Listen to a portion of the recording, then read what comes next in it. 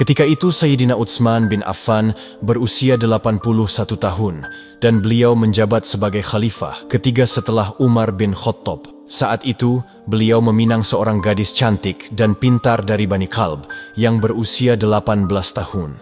Dengan penuh kelembutan, Utsman bin Affan bertanya kepada Nailah binti Al-Farafishah, "Apakah engkau keberatan jika menikah denganku, laki-laki yang sudah sangat tua ini?" Dengan tersenyum malu-malu gadis belia itu menjawab, "Aku menyukai laki-laki yang lebih tua." Khalifah Utsman berkata, "Namun usiaku telah melampaui ketuaanku."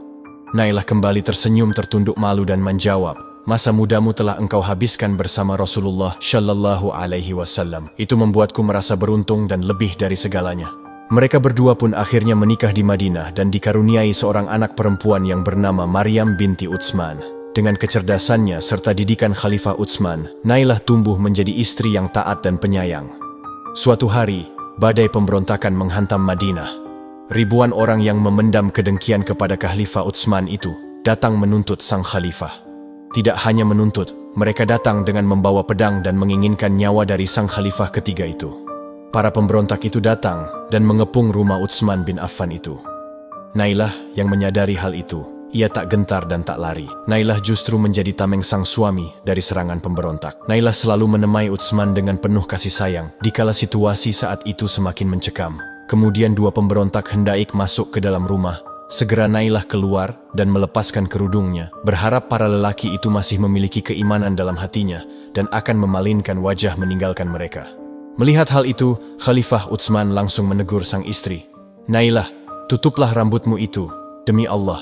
Lebih mudah bagiku untuk membiarkan mereka masuk daripada engkau berbuat haram seperti itu." Kedua laki-laki itu berhasil masuk ke dalam rumah. Dan sampai di hadapan Khalifah Utsman dan istrinya, seorang di antara mereka mengayunkan pedangnya ke arah Utsman. Namun dengan keberanian Nailah, ia menahan ayunan pedang tersebut hingga beberapa jari jemarinya yang indah itu terputus. Dengan jerit tangis itu, Nailah merasakan kesakitan yang luar biasa karena jari-jarinya terputus.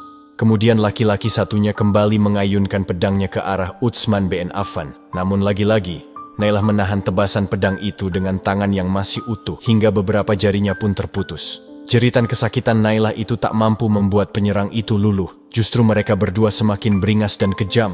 Nailah serta putrinya, Maryam, tak luput dari siksaan kejam itu.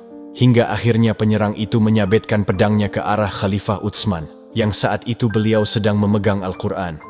Khalifah Utsman bin Affan pun menemui kesyahidannya. Dan dalam sabetan pedang tersebut, darah keluar muncrat dan mengenai Al-Quran yang beliau pegang tepat pada surah Al-Baqarah ayat 137.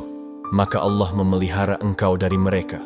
Kemudian Nailah, sang istri, menghampiri dan memeluk tubuh sang khalifah dengan derayan air mata dan berkata kepada pembunuh, "Mengapa kalian membunuh khalifah? Padahal beliau adalah orang yang menghidupkan malam dengan Al-Quran dan banyak rakaat."